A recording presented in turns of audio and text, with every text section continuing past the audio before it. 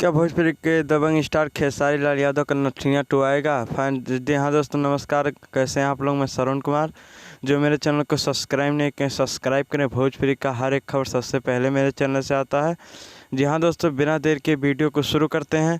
भोजपुरी के दबंग स्टार खेसारी लाल यादव का एक बहुत ही बवाल अपडेट आ गया है, जो कि नथनिया 2 को लेकर। जी हाँ दोस्तों, उस गाने को कृष्णा बेदर्दी ने अपडेट दिया, जो कि कृष्णा बेदर्दी अपने इंस्टाग्राम आईडी से लिखे हैं।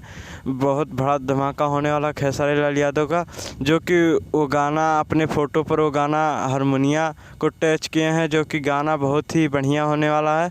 यहाँ दोस्तों शायद हारमोनिया 2 आने वाला है खेसारी लाल यादव का, जो कि आने वाला है दोस्तों, बहुत जल्द आएगा हारमोनिया 2, जो कि दोस्तों आते ही बवाल धमाल मचाना शुरू कर देगा। आज तक का सारेगामा का सबसे बड़ा गाना होने वाला हारमोनिया 2, जो कि बहुत ही जल्द आएगा हारमोनिया 2 गाना खेसारी लाल यादव का। जी हाँ दोस्तों, आप सबको एक जानकारी दे देना चाहता हूँ। दीपाली फिल्म से खेसारी लाल यादव का सॉन्ग आने वाला है। यहाँ दोस्तों मेरे चैनल को सब्सक्राइब करें।